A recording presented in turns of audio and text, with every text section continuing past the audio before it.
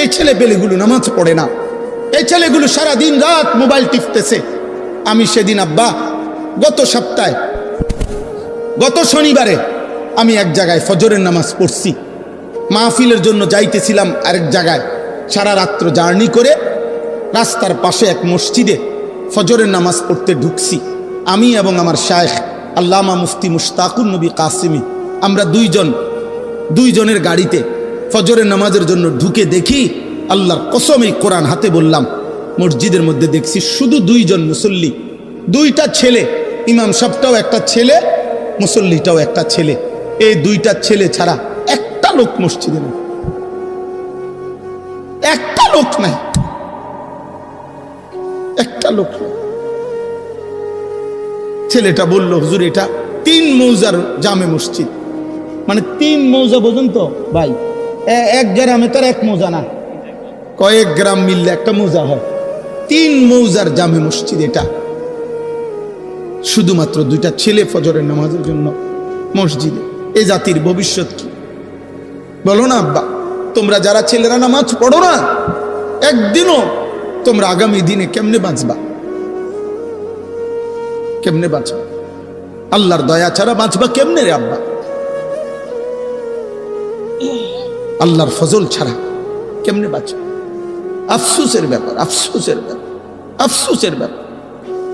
হযরত আব্দুল্লাহ ইবনে মাসউদ, আমি বিশুদ্ধ হাদিস বলতেছি, নবী সাল্লাল্লাহু আলাইহি সাল্লামের বিখ্যাত সাহাবী হযরত আব্দুল্লাহ ইবনে মাসউদ বলেন, লাম ইয়াতাখাল্লাফ আন্না, নবীজির জামানায় ফজরের নামাজে মসজিদের জামাতে 5 ওয়াক্ত নামাজের জামাতে যারা উপস্থিত হতো না, অনুপস্থিত থাকতো, খোদার কসম সাহাবী বলেন আমরা তাদেরকে বুঝতাম কানা মুনাফিকান বাইয়িনুন নিফাক, এটা প্রকাশ্য মুনাফিক। আল্লাহর কসম, নবী সাহাবী মসজিদের জামাতে যে আসতো না, সাহাবী বলেন আমরা তাকে চিনতাম এটাই, এই নামে যে এটা প্রকাশ্য মুনাফিক।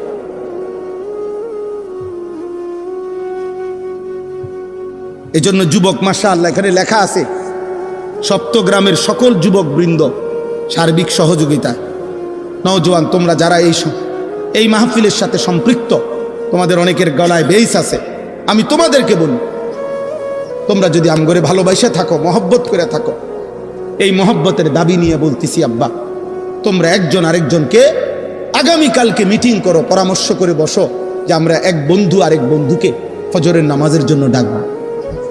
বলো ইনশাআল্লাহ, দেখবা পার। একজন একজনের সাথে ওয়াদা করো, তাহলে দেখবা বরকত হবে। 10 জন লইয়া পারতা না, তুমি শুধু একজনের লগে, দোস্ত কি কস, হুজুরের কথা মতো চল, ফজরের নামাজ পড়ি। রাসূলুল্লাহ সাল্লাল্লাহু আলাইহি সাল্লাম বলছে, যে ফজরের নামাজ পড়ে তাইয়্যিবুন নফস, তার অন্তর পবিত্র হয়ে যায়। তাইয়্যিবুন নফস, আল্লাহ নবী বলছে যে ফজরের নামাজ পড়ে না, আল্লাহর কসম নবী বলছে খাবিসুন নফস, ওর অন্তর হলো খবিস, ওইটা খবিস, খবিস, এটা খবিস, খবিস। এটা ফজরের নামাজ যে পড়ে না, এটা খবিস, খবিস, খবিস এটা। আর আল্লাহর নবী বলছে খবিস পায়খানায় থাকে। খবিস থাকে কোথায়? পায়খানা। এই জন্য নবীজি বাথরুমে পায়খানায় ঢুকতে এই খবিস থেকে পানাহ চাই। বাথরুমে ঢুকার দোয়া কি? মানে কি কোন আমনে কোন খবিস না? তো বুঝা গেল নবীজি এটা কেন কইতেন, বাথরুমে ঢুকতে কেন বলতেন যে আল্লাহ খবিস থেকে পানাহ চাই? তাহলে বুঝা গেল বাথরুমের ভিতরে কে আছে? খবিস। রাসূলুল্লাহ সাল্লাল্লাহু আলাইহি সাল্লামের হাদিস, ফজরের নামাজ যে পড়ে না, আল্লাহর নবী বলছে শয়তান তার এই মাথার পিছনে ঘাড়ের এখানে গিট্টু দিয়ে রাখে, শয়তান তাকে আর বলে আলাইকা লাইলুন তাওয়িলুন ফারকুদ, হে আল্লাহর বান্দা, রাত অনেক লম্বা, লম্বা ঘুমা, নাফরমান ঘুমা। শয়তান তাকে আটকায় রাখে, আবদ্ধ করে রাখে। নাউজুবিল্লাহ। তো আমার কথাটা শেষ হয়েছে না। রাসূলুল্লাহ সাল্লাল্লাহু আলাইহি সাল্লাম এই সূরা হুদ, যে কথাটা বলতেছিলাম, 5টি জাতির আযাবের বর্ণনা ওই সূরার মধ্যে আছে। কোন সূরা বলেন তো? সূরা হুদ, 11 নম্বর সূরা কোরআনে। তো ওই সবটা বর্ণনা করার পর, মানে আযাবের বিস্তারিত বর্ণনা দেওয়ার পর, গুনাহ, নাফরমানি, পাপ, সীমা লঙ্ঘনের কথা বর্ণনা করার পর আল্লাহ কোরআনে ওই সূরাতে একটা আয়াত নাজিল করছে, নবীজিকে বলছে ফাস্তাকিম কামা উমিরতা। অতএব বন্ধু, যাই বললাম আপনার কাছে আযাবের বর্ণনা, কথা শুনেন তো, আপনার উম্মত যে যাই করুক, উল্টা পাল্টা করুক আর বাও করুক, তবে আপনার ব্যাপারে আমায় আল্লাহর স্পেশাল কথা, আপনাকে যত শরীয়তের যত আদেশ করা হয়েছে, আমি আল্লাহ বলছি প্রত্যেক আদেশ, প্রত্যেক হুকুম, প্রতিটা আদেশ নিষেধের ব্যাপারে আপনি পাহাড়ের মতো, পাথরের মতো ইস্তেকামত, মজবুত এবং দৃঢ় থাকবেন। এক সুতা, এক জাররা আপনি বন্ধুর থেকে যেন কোনো আমলও না ছুটে, কোনো রকমের ভুল যেন না হয়। কাকে বলছে? নবী সাল্লাল্লাহু আলাইহি সাল্লামকে বলছে। এর কয়দিন পরে, এই সূরা নাজিলের কিছুদিন পরে, আল্লাহ নবী সাল্লাল্লাহু আলাইহি সাল্লামের দাড়ি মুবারক সর্বপ্রথম 3টা বা 4টা, 2টা চুল দাড়ির সাদা হয়ে গেছে। হযরত আবু বকর সিদ্দিক রাদিয়াল্লাহু তাআলা আনহু বলছেন, ইয়া রাসূলুল্লাহ কাদ শাইয়াবতা, আপনি দেখি বুড়ো হয়ে যাচ্ছেন, আপনার তো চুল পাকা শুরু হয়ে গেছে দাড়ির। তখন আব্বা নবী সাল্লাল্লাহু আলাইহি সাল্লাম বললেন, শাইয়াবাতনি হুদ ফাস্তাকিম কামা উমিরতা। আবু বকর, বিশ্বাস করো, সূরা হুদের আযাবের বর্ণনা আমারে বুড়া বানায় ফেলছে। আর আমার আল্লাহর এই আদেশ যে আমি যেন আমার আল্লাহর হুকুমের উপরে এক চুল এদিক সেদিক না হয়, মজবুত থাকতে বলছে, এই দায়িত্ব, এই ভার, এই ওজন আমারে বুড়া বানায় ফেলছে। আমার কলিজার মধ্যে 24 ঘন্টার ভয় বিরাজ করছে। আহা, এই আযাবের যেই বর্ণনা আল্লাহ দিছে, আমার উম্মত যদি আবার নাফরমানি করে, আমার উম্মতের কি জানি হবে। আর আল্লাহ যে আমারে বলছে, আমার দ্বারাও যেন এক জাররা পরিমাণ আমল না ছুটে, দায়িত্ব পালনের এই কঠিন অনুভূতি আমি তো চেষ্টা করছি, তবু আমার আল্লাহর কথা মনে পড়লে, আল্লাহর কথা মনে পড়লে আমার শরীরে কাঁপ দিয়া ওঠে। এজন্য আমার চুল পাকা শুরু হয়ে গেছে। এলেম, কোরআন সুন্নাহর এলেম শতভাগ বিনয়ের সাথে গ্রহণ করতে হয়। আশ্চর্য হবেন আপনারা, বুঝবেন সবাই। প্রথম যেদিন আল্লাহ তাআলা আদম আলাইহিস সালামকে সৃষ্টি করে 60 হাত লম্বা তৈরি করে রূহ দিলেন, আদমকে রূহ দিলেন, একেবারে বিশুদ্ধ হাদিসের মধ্যে আছে। তো আল্লাহ তাআলা প্রথম দিন আদম আলাইহিস সালামকে দিয়ে প্রথম কি কাজ করাইলেন, কি করাইলেন আদমকে দিয়ে? প্রথম কি করছে? হাদিসের মধ্যে আছে, একটু দূরে একদল ফেরেশতা বসা ছিল।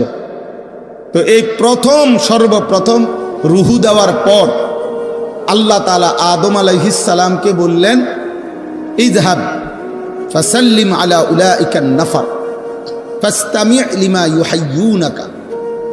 তুমি এখান থেকে উঠো, হেঁটে পায়ে হাইটা ওইখানে যাও, ওই যে ফেরেশতারা বসা সেখানে গিয়ে যাও, গিয়ে তাদেরকে সালাম দাও। সালামের বাক্য আল্লাহ শিখাই দিছেন।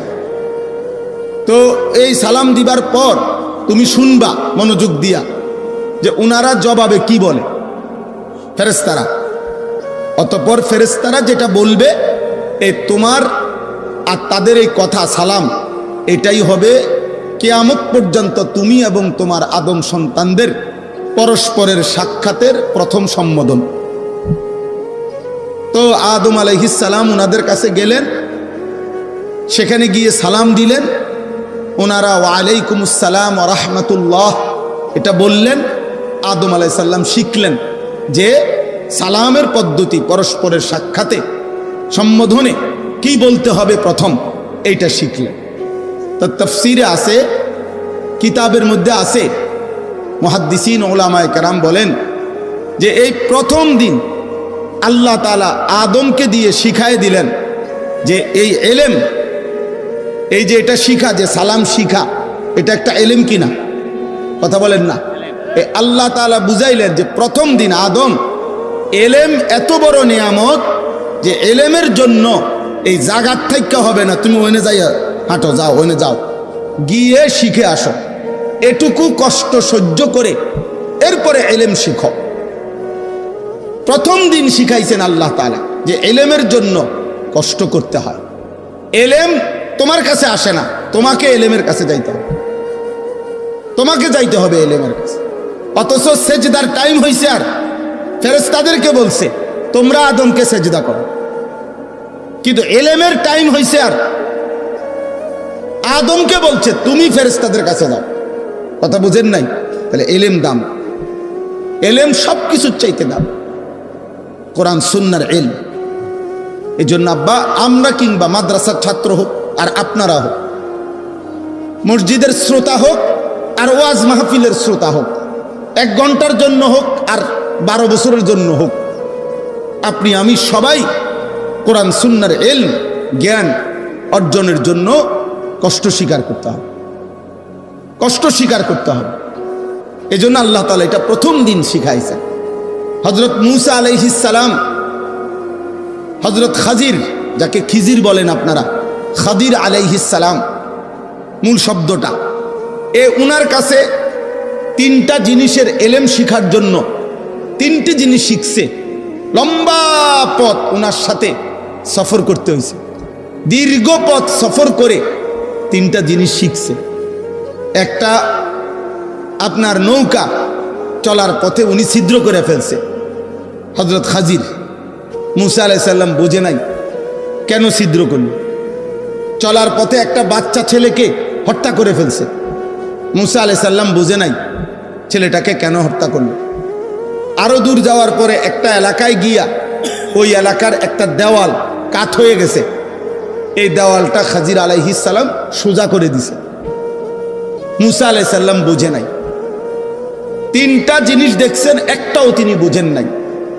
তো পরবর্তীতে খাজির আলাইহিস সালাম 3টাই ব্যাখ্যা করে, কোরআনে আছে সব, সূরা কাহাফের মধ্যে উনি এটা বুঝাইয়া দিছেন। তো আল্লাহ তাআলা শিখাইছেন, মূসা তোমার চাইতেও জমিনে বেশি ইলম রাখে আমার বান্দা এমন আছে, তোমারে দেখাইলাম। এবং এই 3টি জিনিস জানার জন্য তিনি লম্বা পথ সফর করছেন। হাল আত্তাবিউকা আলা আন তুআল্লিমানি মিম্মা উল্লিমতা রুশদা। কোরআনে আছে মূসা আলাইহিস সালাম ওই খাজির আলাইহিস সালামের কাছে গিয়ে বলছে, কেন আসছেন? খাজির মানে এই খিজির যাকে বলেন আপনারা, উনি জিজ্ঞেস করছে আমার কাছে কেন আসছেন? বলছে আপনাকে আল্লাহ তাআলা যে ইলম দিছে, আমি আপনার সঙ্গী হিসাবে কিছু সময় থাকতে চাই, আপনার কাছ থেকে ইলম অর্জন করতে চাই, ইলম অর্জন করতে চাই। আব্বা, দিন শিখতে হয়, ইলম শিখতে হয়, কোরআন সুন্নাহ শিখতে হয়, আমল শিখতে হয়, ইসলামের যাবতীয় আমল শিখে নিতে হয়। এটাই ছিল নিয়ম। আজ আমরা অনেকটাই খামখেয়ালি হওয়ার কারণে আমাদের মন মতোই আমরা অনেকেই আমল করি। 40 বছরেও চাচা জানে না ওযুটা আসলে সুন্নত মোতাবেক হচ্ছে কিনা, উনি যে একটু যাচাই করে নিবে এই মানসিকতাও নেই। 60 বছরের বুড়া চাচা এমন অগণিত আছে যাদের সূরা কেরাত, দোয়া, কালাম অশুদ্ধ, কিন্তু একটা বার এই কথা বিবেকেও আসে না যে আমি তো একটু চেষ্টা করলে পারি, শিখতে পারতাম না। পাত্তাই দেয় না এটা। এই পান খায়, বন খায়, গপ মারে, মন মতো নামাজ পড়ে, মন মতো উজু করে, নিজের মতো করে 4 রাকাত সুন্নত পড়ে ফেলছে 1 মিনিটে, 1.5 মিনিটে। কি পড়ে না পড়ে।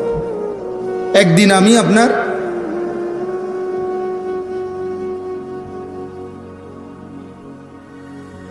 একজনকে দেখছি চেয়ারে বসে নামাজ পড়তেছে, তো একটু পরে দেখি হাতের এদ্দুর বাইর করে, আবার এদ্দুর হাত পায়, আবার পরে আমি নামাজ শেষে জিগেলাম, চাচা এটা কি করলেন? এদ্দুর কি? যে এদ্দুরটা হলো রুকু, আর এই বেশিটা হলো সে বলেন এটা নি রুকু। আপনার বাপ দাদা 14 গোষ্ঠী শুনছি নি এটা রুকু? পৃথিবীর কোনো আলেম বলবি নি এটা রুকু, এটা নি রুকু, হাতের এই কদ্দু বাড়ালি নি রুকু। আমি বললাম তা আপনি এটা কোত্থেকে শিখলেন? এটা রুকু, এটা সেজদা, মাথা কই, আমনে কই। আশ্চর্য কথা। অনেকের তো এরুমি দিন, এটা হইল কথা? এটা বুঝি দিন যে আমি নামাজ পড়তেছি, আমার আশেপাশে দেখেছি অনেকে এরুম করে, এটাই নামাজ? আশ্চর্য। আপনি বসে নামাজ পড়লে ইশারায়, তো ইশারা কি হাতেরই নি ইশারা না মাথার ইশারা? তাইলে খামখেয়ালি, জানারও মানসিকতা না, জানারও মানসিকতা। অসংখ্য মুসলমান। এজন্য বাপ, এটা জরুরি বুঝা, দিন শিখতে হয়। হাদিসের মধ্যে আছে, হযরত মালিক ইবনুল হুয়াইরিস, বুখারীর হাদিস, রাদিয়াল্লাহু তাআলা আনহু বলেন, আমরা কয়েকজন কিশোর যুবক সাহাবী, ওয়া নাহনু শাবাবাতুন মুতাকারিবুন, সমবয়সী যুবক, আমরা নবীজির কাছে আসলাম দিন শিখার জন্য।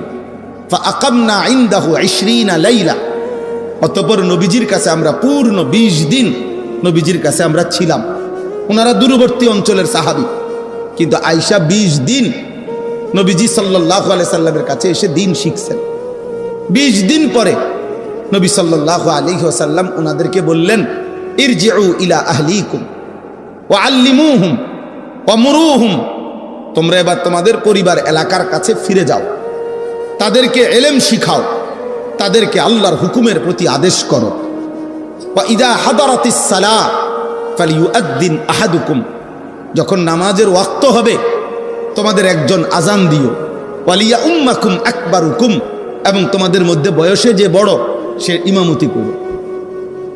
তো 20 দিন থাকার বরকতে আল্লাহর নবী সাল্লাল্লাহু আলাইহি সাল্লাম এখন উনাদেরকে আজান ইমামতির সার্টিফিকেট দিয়ে দিয়েছে। বললেন না যে একজন কি করো ইমামতি। তো সাহাবীরা 20 দিন থেকে ওনারা দিন শিখছেন। হাদিসে স্পষ্ট আছে, এক সাহাবী আয়েশা নবী সাল্লাল্লাহু আলাইহি সাল্লামকে বলছেন, ইয়া রাসূলুল্লাহ, আমি নামাজ কিভাবে পড়বো আমাকে বলে দেন। আল্লাহ নবী সাল্লাল্লাহু আলাইহি সাল্লাম বললেন, সাল্লি মা'ানা ইয়াউমাইন, 2 দিন আমাদের সাথে থাইকা নামাজ পড়ো। 2 দিনে সাহাবী নবীজির সাথে থেকে 10 ওয়াক্ত নামাজ তিনি পড়ছেন। আল্লাহ নবী সাল্লাল্লাহু আলাইহি সাল্লাম এবার বললেন, এই 2 দিনে আমাদের সাথে যে নামাজ পড়তে দেখছো, এভাবে নামাজ। তাইলে শুধু মুখে বলে দিছেন না সাথে রেখে শিখাইছেন?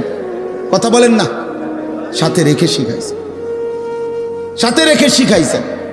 প্রথম যেদিন মেরাজের রাতে নামাজ ফরজ হয়েছে 5 ওয়াক্ত, তো নবীজি যখন জমিনে ফিরে আসলেন পরের দিন 2 দিন টানা হযরত জিবরিল আলাইহিস সালাম এবং আমাদের নবী সাল্লাল্লাহু আলাইহি ওয়াসাল্লাম, শুধু এই 2 জন, জিবরাইল ইমাম, নবী সাল্লাল্লাহু আলাইহি সাল্লাম তার পিছনে দাঁড়িয়েছেন।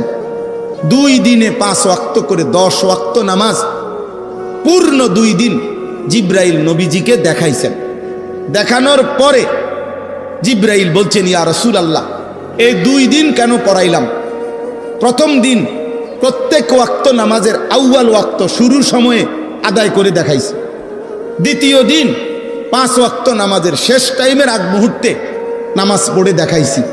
এ আপনার জন্য স্বাভাবিক, আপনি এবং আপনার উম্মতের জন্য স্বাভাবিক নামাজের টাইম। এ আমি যে 2 পাশ দেখাইলাম তার মাঝামাঝিটা, মাঝামাঝি সময়ে কি করে নিবেন? নামাজগুলো পড়বেন। এরপরে দেখেন, এরপরে নবী সাল্লাল্লাহু আলাইহি সাল্লাম সাহাবায়ে কেরামকে জমা করছেন মসজিদে নববীতে, মিম্বরের উপরে দাঁড়াইছেন সাহাবীদের দিকে ফিরে। মিম্বর বুঝেন তো কি? মিম্বর কি? যেখানে খুতবা দেয়, ওই যে 3 তাকওয়ালা যে এইটা, এই মিম্বর, মিম্বরের উপরে দাঁড়িয়ে সাহাবাদের দিকে ফিরে রাসূলুল্লাহ সাল্লাল্লাহু আলাইহি ওয়াসাল্লাম নামাজ দেখাইছেন। রুকু সেজদার সময় নিচে নামে সেজদা দিছেন। এরপরে সালাম ফিরায় দেখাইয়া এরপরে নবীজি বললেন, সাল্লু কামা রাআইতুমুনি উসাল্লি, এই যে তোমরা যেভাবে আমাকে নামাজ পড়তে দেখলা, এখন থেকে তোমরা এভাবে নামাজ আদায় করো। এরপরে সাহাবায়ে কেরামকে নিয়ে আনুষ্ঠানিকভাবে নবী সাল্লাল্লাহু আলাইহি সাল্লাম নামাজ পড়া শুরু করছেন। তাহলে নিজে আগে জিবরাইল থেকে 2 দিন বুঝে নিছেন, আবার সাহাবায়ে কেরামকে হাতে কলমে প্র্যাকটিক্যাল বুঝাইয়া দিছেন। এরপরে নিজে সাহাবাদেরকে নিয়ে আদায় করছেন। তাইলে আমাদের উচিত আব্বা দিন শেখা দরকার। আপনি হয়তো বলে, হুজুর আমি নামাজ পারি না, আপনার পারার মধ্যে এখনো ভুল আছে। মনে রাখবেন, কোরআনুল কারীমের মধ্যে আছে, একজন ইমানদার বান্দার আমলের ক্ষেত্রে, প্রত্যেক আমলের ক্ষেত্রে আল্লাহর চাওয়া কি? শুধু আমল না, বরং আল্লাহর চাওয়া হলো আহসানে আমল, লিয়াবলুয়াকুম আইয়ুকুম আহসানু আমালা। আল্লাহ তাআলা বলেন, বান্দা আমি শুধু আমল চাচ্ছি না, আমি চাচ্ছি প্রতিটা আমল সর্বোচ্চ সুন্দর হোক, সেটা চাচ্ছি। শুধু কি চাচ্ছি না বলেন না, শুধু আমল না, শুধু আমল না, কোন রকম জোরাতালির নামাজ না, কোন রকম জিকির না, কোন রকম নামাজ না, কোন রকম তেলাওয়াত না, কোন রকম ইসলামে অনুমোদিত নয়। ইসলামে কোন রকম বলতে কিছু নাই, আপাতত বলতে ইসলামে কোনো বিধান নাই, সব বিধানই পূর্ণাঙ্গ, সব বিধানই কি পূর্ণাঙ্গ, পূর্ণাঙ্গ। আপাতত কোন রকম বলতে কিছু নেই। তাইলে প্রত্যেক মুসলমান প্রতিনিয়ত আহসান, আরো সুন্দর করা, এই মানসিকতা থাকা, এটা আল্লাহ তাআলার পক্ষ থেকে আমাদের জন্য চাওয়া। তোমার নামাজ আরো সুন্দর করা দরকার, তোমার রুকু আরো সুন্দর করা দরকার, তোমার সেজদা আরো সুন্দর করা দরকার, তোমার জিকির আরো সুন্দর করা দরকার, তোমার তেলাওয়াত আরো সুন্দর করা দরকার, তোমার আল্লাহ তাআলার ইবাদত আরো সুন্দর করা দরকার। আহসান আহসান আহসান, আরো সুন্দর। গত 1-2 বছর আগে আমার খুলনার হজরত, বাংলাদেশের একজন বড় বুজুর্গ আরেফ বিল্লাহ হজরত মাওলানা মুফতি নুরুল আমিন সাহেব, অনেক বড় আল্লাহওয়ালা, করাচি হজরত কুতবে আলম হজরত মাওলানা শাহ হাকিম মোহাম্মদ আখতার রহমতুল্লাহ আলাইহের খলিফা হজরত, অনেক বড় আল্লাহওয়ালা। আজ থেকে 5-7 বছর আগে আমি আমার শায়েখ আল্লামা মুফতি মুশতাকুন নবী কাসিমি হুজুর সহ আমরা প্রায় 30-35 জন আলেম প্রায় 7-8 বছর আগে হজরতের কাছে গিয়া খুলনায় 3 দিন ছিলাম। হজরত জিজ্ঞেস করছেন কেন আসছি? আমাদের শায়েখ আল্লামা মুফতি মুশতাকুন নবী সাহেব বলছে, হজরত আমরা আপনার কাছে আসছি, থাকবো এখানে সুন্নত মোতাবেক অজু এবং নামাজ শেখার জন্য। 3 দিন থাইকা আমরা সুন্নত মোতাবেক অজু এবং নামাজ শিখছি হজরতের কাছে। যখন আমরা ওয়াজ করি, আমগোরা তো চিনেন আপনারা সবাই, চিনা এক কথা, দিন আরেক কথা, আখেরাত আরেক কথা। আব্বা 1 কোটি মানুষ চিনার দ্বারা অথবা একজনও না চিনার দ্বারা খোদার কসম আখেরাতে আলাদা কোনো বিশেষত্ব নাই, হাসরের মাঠে আলাদা কোনো বিশেষত্ব নাই। পরিচিতি কিংবা সুখ্যাতি কিংবা অখ্যাত মানুষ, অপরিচিত মানুষ, এদের কিছু আসে যায় না। কোরআনুল কারীমের মধ্যে কোন নবীর নাম আছে, কোরআনে নবীর নাম আছে যতজন, নাই তার চাইতে বেশি লক্ষ গুণ। 1,24,000 যদি নবী এবং রাসূল হয়, কোরআনে নবীর নাম আছে মাত্র 25 জন। 25 জন। যদি 1.5 থেকে 2.5 লাখ সাহাবী হয়, কোরআনে সাহাবীর নাম আছে 1 জন। কয়জন জানেন এটা? কোরআনুল কারীমে সাহাবীদের মধ্যে নাম আছে শুধু 1 জনের নাম, 1 জন সাহাবীর নাম যায়েদ, এই নামটাই শুধু আছে, আর কারো নাম নাই, আর কারো নাম নাই। তাহলে এই পৃথিবীতে দুনিয়াবি পরিচিতি কিচ্ছু আসে যায় না। এরপরে গত 2 বছর আগে আবার একদিন রাত্রে, রাত 2টা বাজে, এই খুলনার হজরতকে আমি নিজে বললাম ঘুমের আগে, হজরত আমি আমার নামাজটা আমি একটু একা দেখাই, হয় কি না? হজরত পুরা নামাজ দেখে বললেন, মাওলানা রুকুর সময় আপনার এই ডান হাত একটু এদিকে বাঁকা হয় বেশি, এটা সোজা করতে হবে, মানে এইভাবে হাত থাকতে হবে। আমি বললাম হজরত আপনি ধরে ঠিক করে দেন। 5-6 বার ধরে ঠিক করে দিছে। আলহামদুলিল্লাহ এখনো পর্যন্ত প্রত্যেক দিন প্রতি ওয়াক্ত এগুলো নামান, এগুলো নামান, ওগুলো নামাই লাগবে না। তো প্রত্যেক ওয়াক্ত নামাজের সময় আমার এটা মনে পড়ে যে হজরত আমাকে বলছেন এই হাত কি রাখতে, সোজা রাখ। অধিকাংশ বেলা আমার এটা মনে। তাহলে নামাজ সুন্দর হওয়া, আরো সুন্দর হওয়া আমারও দরকার, আপনাদেরও দরকার, আপনাদেরও দরকার, আমাদের সকলের দরকার। আব্বা আমরা বড় খামখেয়ালি মানুষ, যেই সমস্ত গাফেল ইবাদত করে না, যেগুলো নামাজ পড়ে না, ওই ফালতুদের তো কোনো আলাফে নাই, ওইগুলা তো কোনো হিসাবের মধ্যেই নাই। কিন্তু যারা নামাজ পড়েন তাদের মধ্যেও গাফলতি অনেক। রাসূলুল্লাহ সাল্লাল্লাহু আলাইহি ওয়াসাল্লামের স্পষ্ট হাদিস শুনেন, আবু দাউদ শরীফের হাদিস, নবীজি বলছেন তিলকা সালাতুল মুনাফিক, ওই নামাজ মুনাফিকের নামাজ। 3 বার বলছে ওই নামাজ মুনাফিকের নামাজ, ওই নামাজ মুনাফিকের নামাজ। কামা ফানাক্কারা আরবাআন লা ইয়াজকুরুনাল্লাহা ইল্লা কালিলা, যে দাঁড়িয়ে 4 রাকাত নামাজ আদায় করছে যেন 4টা ঠোকর মারছে, এত দ্রুত যে যেন 4টা ঠোকর মারছে, বর্ষির ঠোকর দিছে যেন 4টা ঠোকর মারছে। নবীজি বললেন লা ইয়াজকুরুনাল্লাহা ইল্লা কালিলা, একেবারে যত সামান্য পরিমাণ ছাড়া আল্লাহর জিকির, তাসবিহ, সূরা, কেরাত, দোয়া, কালাম একটাও সুন্দরভাবে পড়ে নাই। খোদার কসম নবী 3 বার বলছে ওই নামাজ মুনাফিকের নামাজ, মুনাফিকের নামাজ, মুনাফিকের নামাজ। বলেন তাহলে আত্তাহিয়াতু যার শুদ্ধ হয় না, আমরা এটা কি নামাজ? দোয়ায়ে কুনুত যার শুদ্ধ হয় না, এটা কি নামাজ?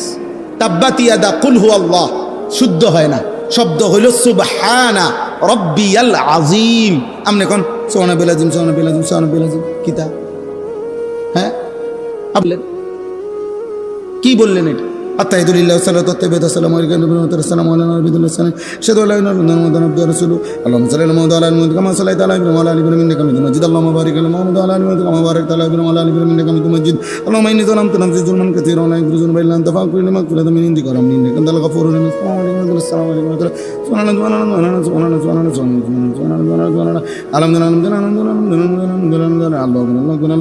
আল্লাহুম্মা আমিন রব্বানা যালামনা আনফুসানা ওয়া লা তাগফির লানা লানাকুনান্না মিনাল খাসিরিন বিরহমাতিকা ইয়া আরহামার রাহিমিন। খালাস, কুল্লু খালাস, কুল্লু খালাস। উড়ে এলাইলো আর এটা জাপানি মেশিনে নামাজ। এটি কি কি পড়লেন? এটা বলে এটা ইনসাফ হইল? এটা নামাজ হইল? বলেন এটা তাসবিহ হইল? নবী সাল্লাল্লাহু আলাইহি সাল্লাম আপনার কল্পনায় বলে একজন মানুষ বলেন, একজন মুসলমান নবীজি এভাবে তাসবিহ পড়তেন, এমনি করতেন। এটা তাসবিহ হলো? এটা ফাজলামি করলেন না? এটা ফাজলামি করলেন না আপনি? বলে এই জন্য আব্বা আগে নামাজিদেরকে বললাম, যারা নামাজ পড়েন আপনাদেরকে বললাম, আপনাদের নামাজ আরো সুন্দর হওয়া দরকার। আপনি যদি বলেন হুজুর কতজনে নামাজে তো পড়েন, আমরা তো পড়ি না, এসব ফাঁকনা কথাই হইত না। আখেরাত এইটার ভিত্তিতে না, কেউ নামাজ পড়ে নাই এই কারণে আপনার এটা কোন রকম জোরাতালি দিলে চলবে, আল্লাহ কথা বলেন। আল্লাহ কথা বলেন কোরআনুল কারীমের মধ্যে আছে ফাকাতিল ফি সাবিলিল্লাহ লা তুকাল্লাফু ইল্লা নাফসাকা। কথা শুনেন, নবীজিকে বলছেন সাল্লাল্লাহু আলাইহি ওয়াসাল্লাম, সূরা নিসার আয়াত। কোরআনে আল্লাহ আমাদের নবীকে বলছেন, হে বন্ধু, যুদ্ধের ময়দানে আপনার সাথে যদি একজন সাহাবীও আপনার অনুসারী একজনও যদি না থাকে, তবু আপনি একাই আল্লাহর পথে যুদ্ধ করেন।